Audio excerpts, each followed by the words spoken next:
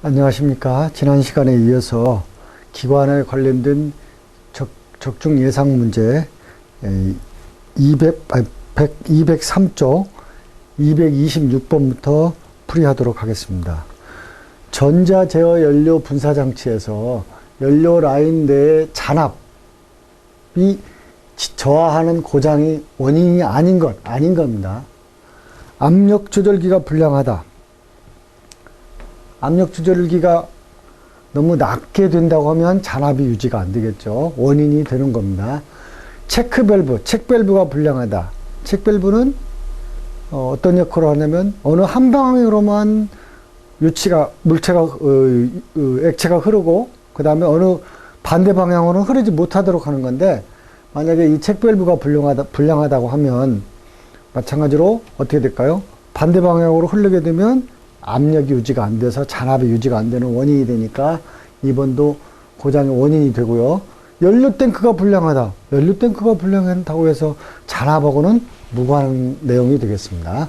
그 다음에 인젝터가 노출이 되더라.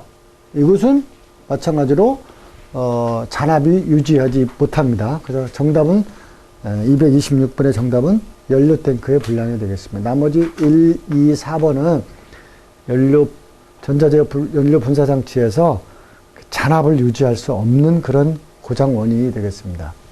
227번. 전자제어 기관에서 연료 펌프가 작동되지 않는 때는 점화 스위치가 ST일 때, 이건 뭐냐? ST의 그 점화 스위치의 그 위치는 스타팅의 약자입니다. 시동 걸으려고 할 때, 점화 스위치가 시동 위치에 있을 때, 이건 시동 걸으려고 하니까 어떻게 될까요?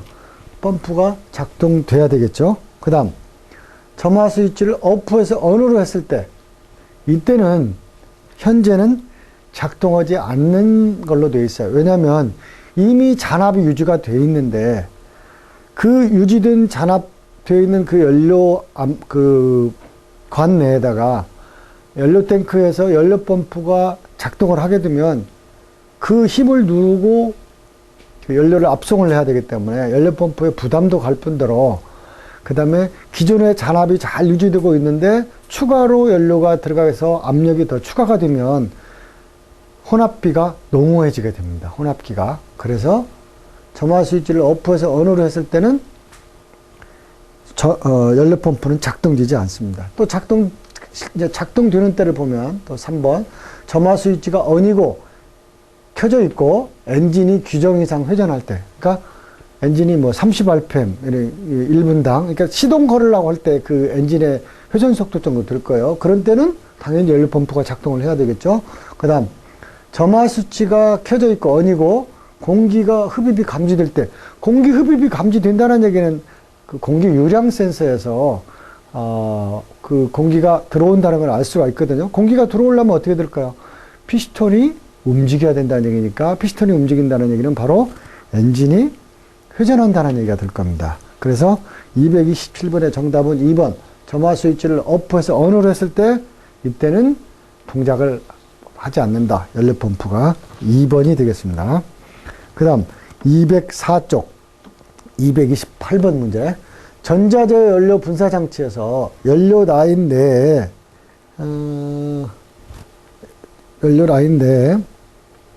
228번.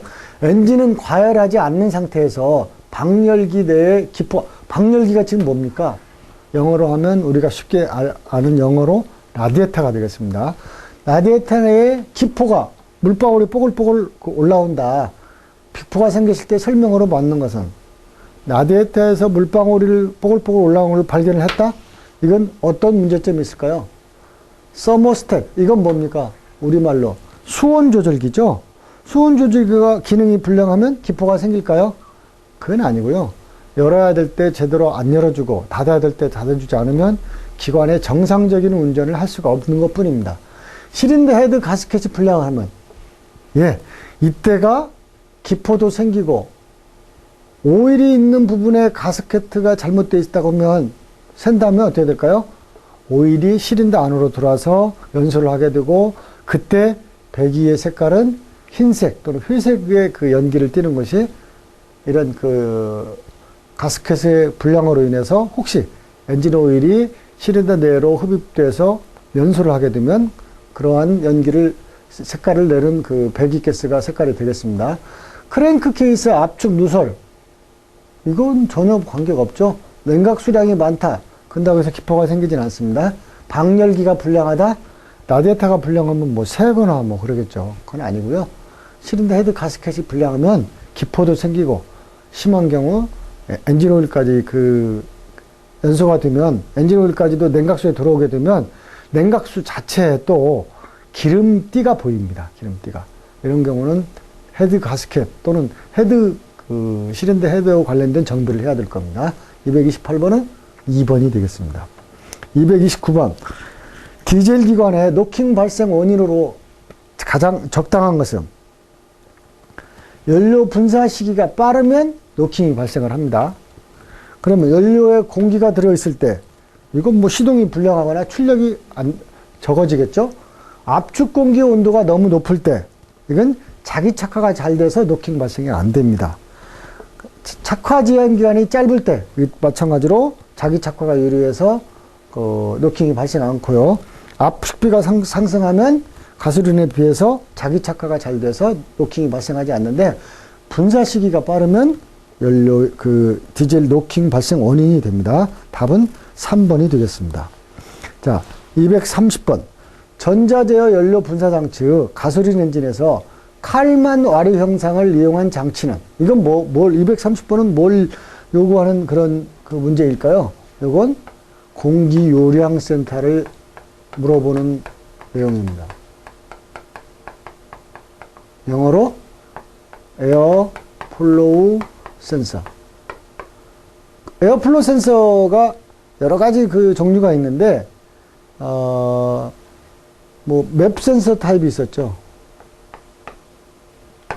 흡입 매뉴얼드에 그 압력을 이용을 해서 피에조 센서를 이용해서 하는 맵 센서 타입이 있었고, 또 조금 여기 이 문제에서 나온 칼만 와류 형식이 있었고, 그 다음에 배인식이 있었고, 그 다음에 열선식 또는 열막식이 있었고, 그 다음에 또 뭐가 있었죠? 이런 정도로 전자제어 연료 분사 장치 가솔린 엔진에서 칼만 와류 현상을 이용한 장치는 뭐냐? 공기 유량을 측정하는 에어 플로우 센서다. 2번이 되겠습니다. 자, 그 다음 205쪽. 진공계로 기관의 흡기 다기관의 진공을 측정해 보니 진공계의 바늘이 13에서 45cm 수은주 사이에서 매우 강약 있게 위아래로 막 흔들리더라. 어떤 고장인가? 밸브가 소손되었다? 이건 이런 원인은 아닙니다. 시린더 헤드켓이 파손되어 인접한 두 개의 사이가 통해져 있을 때, 이런 경우는 그 진공계의 바늘이 13에서 45cm 수은주까지 왔다 갔다 합니다. 근데 일반적으로 가솔린 엔진에서 진공도가, 적당한 진공도가 얼마 정도가 되죠? 엔진의 운전 조건에서 좀 다르지만 45에서 50cm 수은주가 되는데, 그것보다 훨씬 작은 13에서 45cm 수은주 사이로 왔다 갔다 한다는 얘기는 인접한 두 개 사이의 가스켓이, 헤드 가스켓이 파손되면 이런 그 진공계의 바늘이 왔다 갔다 할 수밖에 없습니다. 그래서 정답은 2번이 되겠습니다. 그 다음 232번. 디젤 엔진에서 감압장치. 이 감압장치는 뭘 때 쓰는 거라고 그랬죠? 감압장치. 크랭크 축을 원활하게 돌려줍니다. 그러니까 압력을 생기지 않도록 만들어주는 거죠. 압력이 생기지 않으려면 어떻게 될까요? 밸브를 닫히지 못하도록 만들어 놓으면 압축 압력이 안 생기겠죠. 흡입하고, 흡입 밸브 열려서, 그 다음에 흡입 밸브 닫힌 다음에 배기 밸브도 닫힌 상태에서 상승하게 되면 압축이 일어나는데, 그때까지도 강제로 흡입 밸브를 눌러서 압축이 안 되도록 하면 어떨까요? 크랭크 축의 회전이 적은 힘으로도 돌아갈 겁니다. 이게 뭐예요? 감압장치의 기능입니다. 그러면 캠축을 원활히 회전할 수 있게 해줌. 캠축보다는 크랭크축이 되겠죠. 그 다음에 2번, 각 실린더 흡입 밸브를 열어주어서 가볍게 회전시켜줌. 그 다음, 타이밍 기어를 원활하게 회전시켜줌. 이것도 아니고, 크랭크축을 원활하게 회전시켜줍니다. 예? 근데 흡입 밸브를 여는 것보다도 배기 밸브를 열어서, 제가 조금 전에 그 밸브의 그 종류를 흡입 밸브라고 했는데, 배기 밸브를 열어서 압축이 생기지 않도록. 그래서 하는 것이 크랭크축을 원활하게 회전시켜서, 시동이 쉽게 걸릴 수 있도록 만들어주는 것이 감압장치이다. 또는 뭐 어떤 크랭크축의 회전을 큰 힘을 들이지 않고 할 수 있도록. 근데 그 두 밸브 중에 어떤 밸브를 열어준다고요? 흡입 밸브가 아니고 배기 밸브를 열어서 그 감압시켜 주니까 2번은 정답이 될 수가 없겠네요. 흡입 밸브로 되어 있으니까. 정답은 4번이 되고요. 233번. 패스트 아이들 기구. 이 패스트 아이들이라고 하면 영어로는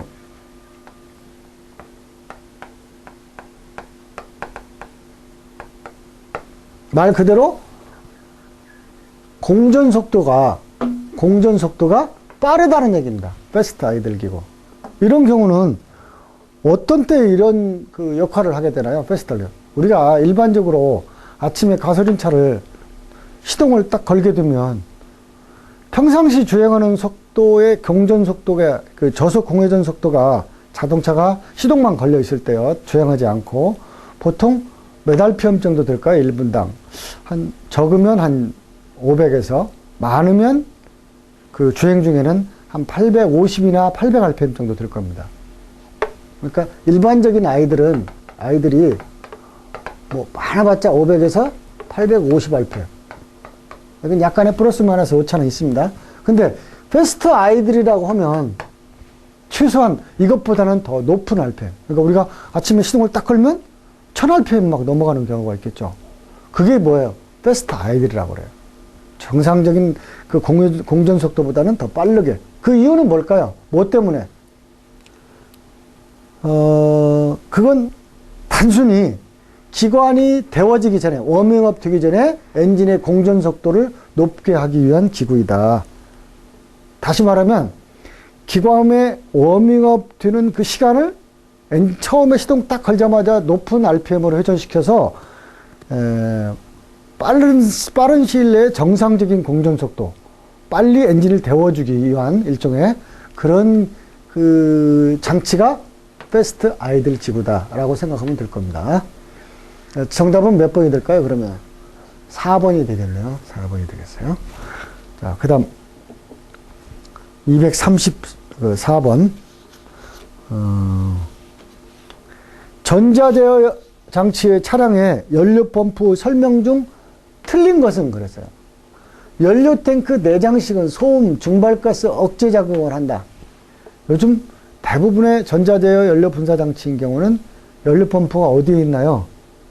전자식으로 해서 연료탱크 내에 내장되어 있어서 소음을 줄일 수가 있고 증발가스를 억제하는 작용을 합니다. 그래서 234번의 1번은 맞는 겁니다. 틀린 것이 아니고.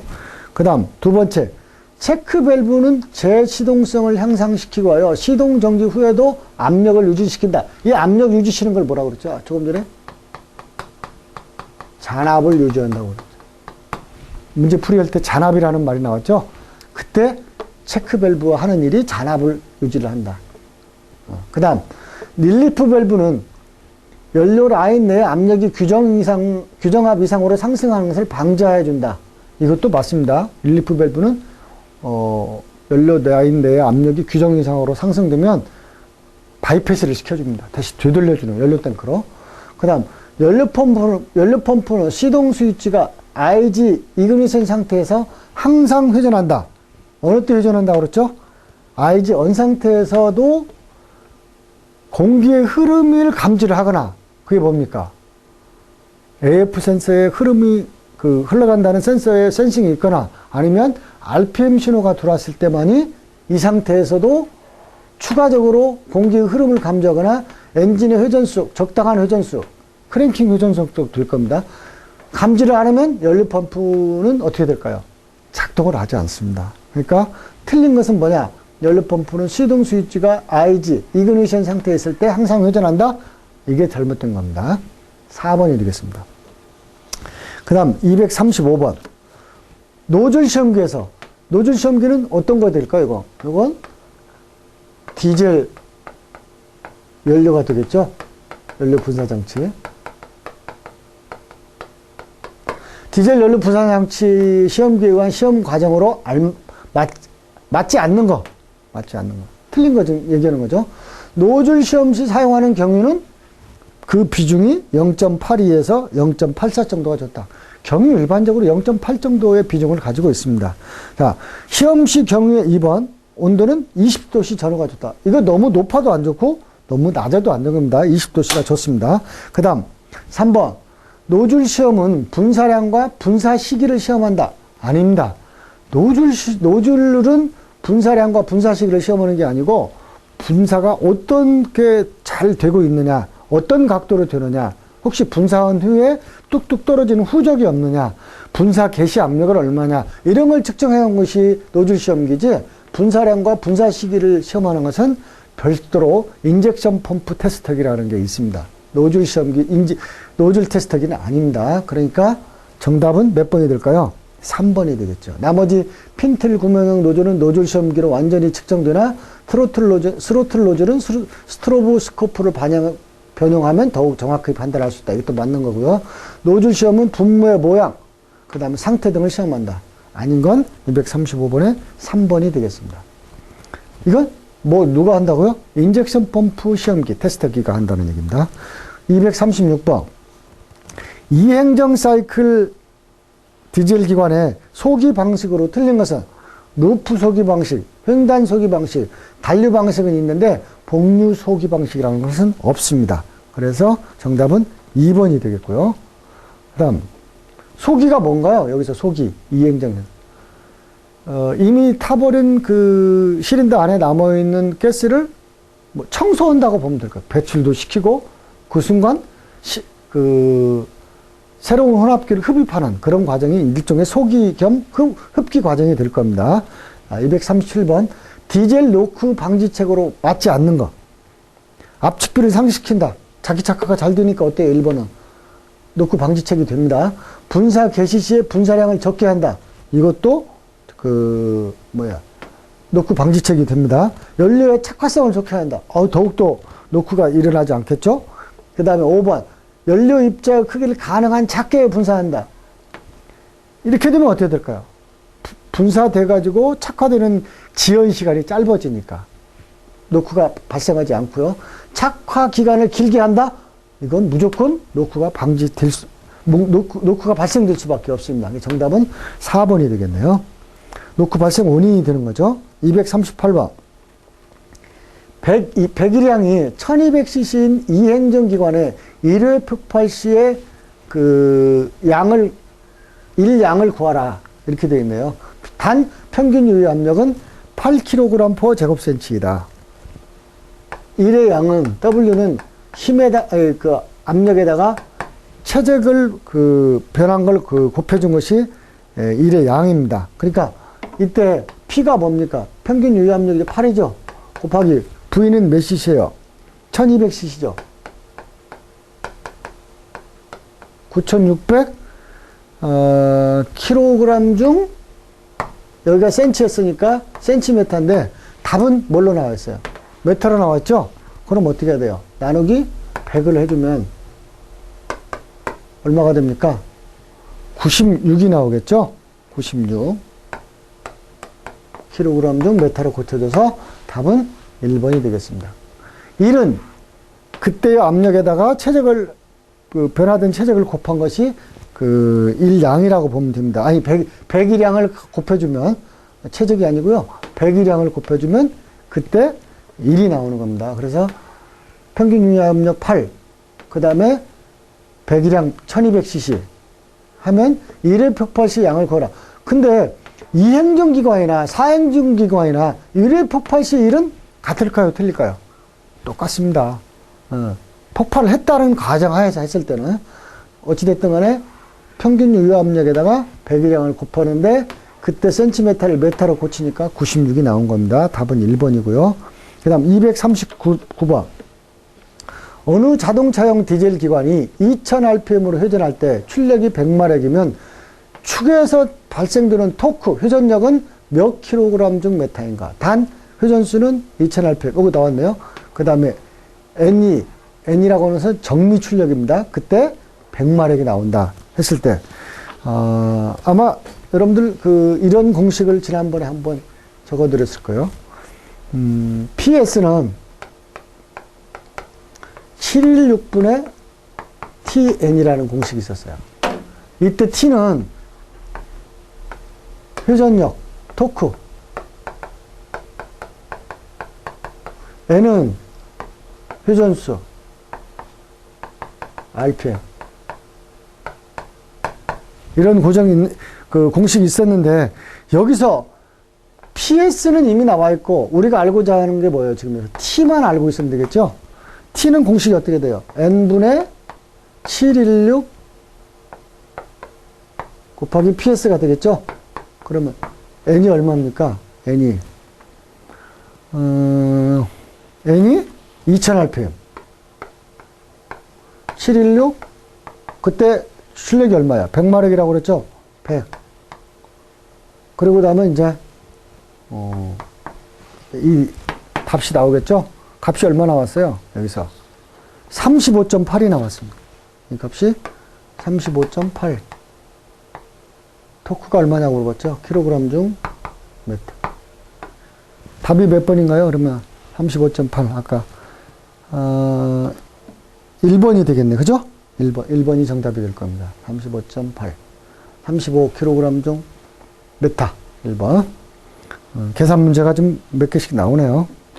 자, 그 다음 240번. 어느 내연기관의 연료 소비율이 1시간에 1마력을 유지하는데 192g이 들어갔다. 소비가 됐다. 이때 제동 연료효율을 구하라. 단 연료의 저발열량은 1300kcal per kg이다. 1kg당 1300kcal의 열량이 나온다. 이런 경우에 제동 연료효율을 구하라. 이렇게 되어 있죠. 근데 이 연료율을 구하기 위해서는 뭘 알아야 되냐면 1마력은 열량으로 따지면 632.3 kcal per hour.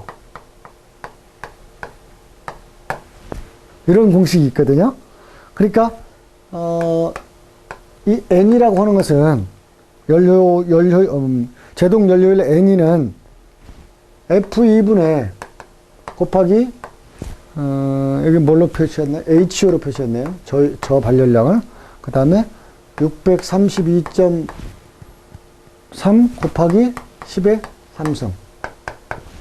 F2가 얼마입니까? 192g 소비가 됐다고 그랬죠? 곱하기 저희 발열량이 1300 분의 632.3 곱하기 10의 3승 1000이 되는 거죠? 이거 계산하면 어떻게 될까요? 31.97이 나옵니다.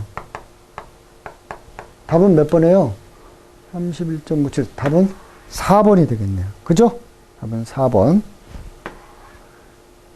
그러니까 1마력이 632.3 kcal per hour. 열량으로 따지면 이런 열량을 가지는 것이 1마력입니다.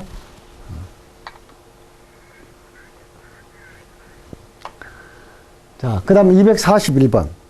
크랭크 케이스 환기에 대한 설명 중 틀린 것은 오일의 열화를 방지한다. 열화가 뭐예요? 열에 의해서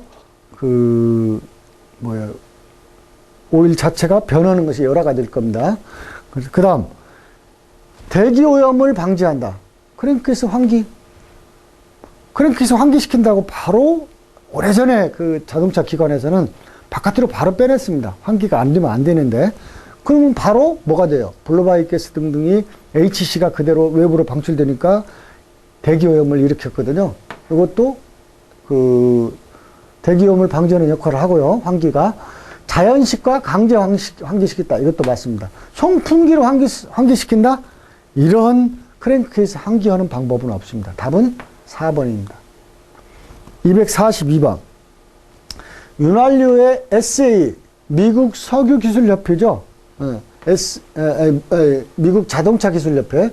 SA 신분류에서 가솔린 기관에 해당되는 등급은 SA, SB, SC, ST, S, GH. 뒤로 갈수록, 나름대로 윤활유의 윤활유의, 가솔린 기관용 윤활유의 성분이 고급형이라고 보면 될 겁니다. 고급형이라는 얘기는 열에도 그만큼 견딜 수 있고, 또 낮은 온도에서도 견딜 수 있고, 여러 가지 이제 화학적인 성질이 좋은 윤활유가 이 SA 분류에서는 가솔린 경우는 SA, SB, SC, SD, SG, SH 등등으로 쭉 나갑니다. 그러니까 답은 몇 번일까요? 2번이 되겠죠. 자, 243번. 라디에이터의 구조에 들어있지 않는 거. 라디에이터, 윗탱크 있죠. 코어 있죠. 냉각수 입구가 있고, 라디에이터 캡이 있죠. 수온 조절기는 어디에 있어요? 라디에이터에 있나요? 아니죠. 이것은 냉각수 통로 내에 설치되어 있어요. 라디에이터하고는 무관합니다. 이 방열기하고는. 자, 244번. 답은, 그러니까 4번이 되겠네요. 244번. 냉각장치의 냉각수의 비점. 비점이 뭡니까? 끓는 점을 올리기 위한 장치는 뭐였죠? 끓는 점을 압력식 캡이 있었다고 그랬어요. 그래서 압력식 캡이 0.3에서 0.7kg 정도를 높이니까 물이 100도에 끓지 않고 그보다 더 높은 온도에서 끓어서 냉각수의 비점을 올리기 위한 장치는 압력식 캡이다. 답은 1번이 될 거고요. 245번. 기관의 방열기에서 오버플로우 파이프가 설치된 이유는, 방열기, 또 여기서는 방열기라고 하냐. 라디에이터에서 오버플로우 파이프가 설치되어 있습니다. 이런 경우는 어떻게 되냐? 어떻게 될까요? 여분의 냉각수를 배출하기 위해서 오버플로우 파이프가 설치가 되어 있습니다. 오버파이프가. 근데 요즘은 어떻게 돼요?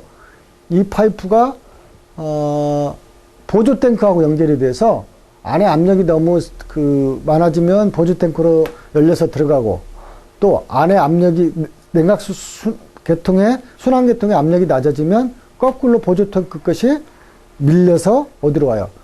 냉각수 통로로 돌아오도록. 이런 식으로 되어 있는 것이 일반적인 냉각수의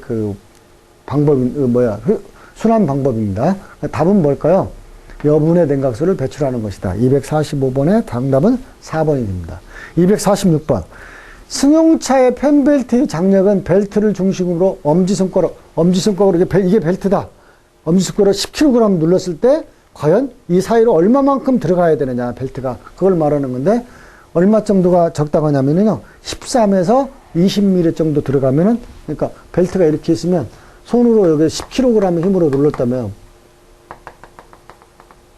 이 사이가 13에서 20mm 정도 들어간다고 하면 어때요? 정상적인 벨트의 장력이다. 는 것을 일반적으로 13에서 20mm를 많이 사용합니다. 그 다음 247번. 라디에이터의 구비 조건을 설명한 것 중 관계없는 것은 단위 면적당 발열량이 클 것. 라디에이터는 뭐 하는 겁니까? 최대한 열을 빨리 발사를 시켜주는 것이 목적이죠. 어떤 열을? 냉각수의 열을. 그러니까 면적당 발열량이 크면 빨리 식으니까 좋겠죠.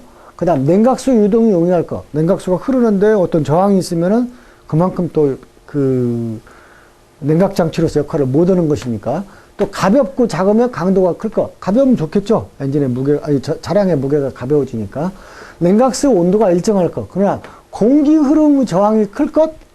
공기 흐름 저항이 크면 어떻게 될까요? 자동차가 주행을 하는데 앞부분하고 공기가 서로 접촉을 하죠. 부딪히죠. 그때 공기 흐름이 안 좋으면, 막혔으면, 이게 특히 어떤 경우냐면 어떤 차들은 보면 앞에가 많이 막혀있어요. 오물로 인해서. 그런 경우는 어떻게 돼요?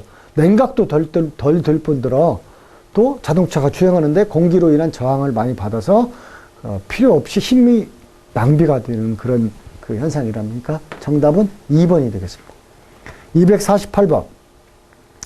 라디에이터의 누설 시험 시 압축 공기의 압력은, 누설 시험을 하는데 라디에이터가 잘 새나 안 새나, 외부에서 캡 쪽에다가 압축 공기를 집어넣어 가지고 어디가 새나 안 새나 볼 때는 0.5에서 2kg/제곱센치의 압력으로 시험을 합니다.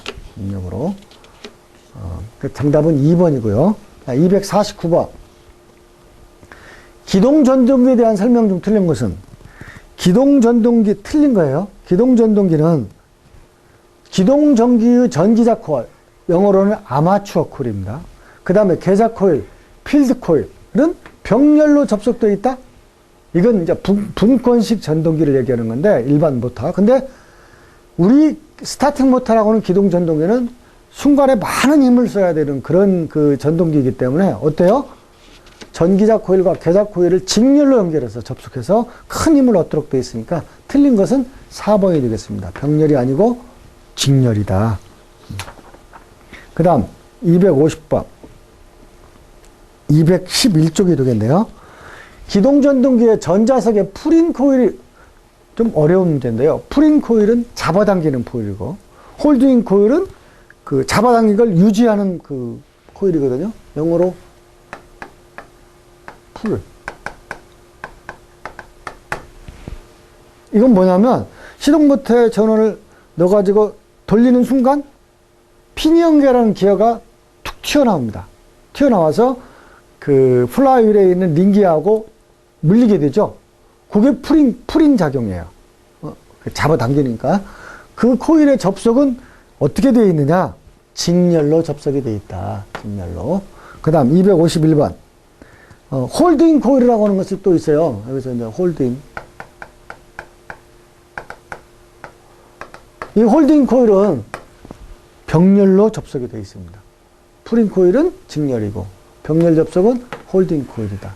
어디에 있어요? 스타팅 모터의 솔enoid 뒤쪽에 있는 겁니다. 자, 251번. 노타리형 기관의 본체 구성에 관한 설명 중 틀린 거. 추진축은 없습니다. 노타리형 기관에는 하우징, 고정 소기어, 로터, 출력축은 있지만 추진축은 없다. 251번의 정답은 3번. 252번. 전동기의 회전 방향을 알기 위한 거. 플레밍의 왼손 법칙이다. 그래서 아마 이런 회전 방향이 있는데, 이런 회전 방향, 엄지손가락이 힘의 방향이고, 이 세 번째 손가락이 전류의 흐름 방향이고, 이건 움직이는 방향, 자력선의 방향. 이렇게 해서 플레밍의 왼손 법칙은 시동 전동기다. 발전기는 뭐가 되게? 발전기는 플레밍의 오른손. 이건 뭐라고요? 발전기. 오른손 법칙으로 해서 어떤 기전력의 방향, 전류가 흐르는 방향, 그 다음에 자력선이 나오는 방향을 나타내는 것이 플레밍의 법칙인데, 왼손 법칙은 모터, 전동기라고 생각을 하고, 스타팅 모터. 오른손 법칙은 발전기로 생각하면 될 겁니다. 자, 253번. 개방형 사이클 가스터빈의 구조에 대한 명칭 중 해당되지 않는 건, 추진 압축기라는 건 해당이 안 됩니다. 253번은 3번이 정답이 되겠습니다. 그 다음 254번. 다음은 퓨즈. 이 퓨즈가 뭡니까? 전기가 과전류가 흘렀을 때, 필요 이상의 전류가 많이 흘렀을 때 전류를 차단해 주는 것이 퓨즈죠. 이 퓨즈의 재료는 쉽게 잘 녹아야 되겠죠. 그 녹기 위해서는 어떤 것들이 쉽게 잘 녹느냐? 납, 주석, 아연, 카드뮴 이런 것들이 잘 녹습니다. 그래서 회로를 끊어줘야 되는, 보호해줘야 되는데, 근데 이런 구리 같은 거 들어가면 아무래도 납이나 이런 그 아연에 비해서 또 알루미늄 같은 거 들어가면 그만큼 높은 온도에도 쉽게 회로가 끊어지질 못하면, 그러니까 퓨즈가 끊어지질 못하니까 납, 주석, 아연, 카드뮴 1번이 되겠습니다. 자, 255번. 전동기의 회전 방향. 아까 나왔었죠? 플레밍의 무슨 법칙입니까? 왼손 법칙인데, 왼손 법칙의 엄지손가락의 방향이다. 회전 방향은. 그죠? 나중에 지금 왼손 법칙 나온 건 하나뿐이네요. 하여간 이런 식으로 외우시기 어려우면, 전동기는 못하는 왼손 법칙이다. 나머지는 오른손하고 관련돼 있죠? 그러니까 2번으로 하시면 되겠네요. 자, 256번. 마지막 문제가 되겠네요. 마지막 문제인데, 전기자동차에서 주로 사용되는 전동기로 알맞은 것은? 전기자동차는 직류 전동기를 사용한다고 되어 있습니다. 그래서 정답은 1번이 되겠습니다. 그동안 문제풀이 하시라고 수고 많으셨습니다.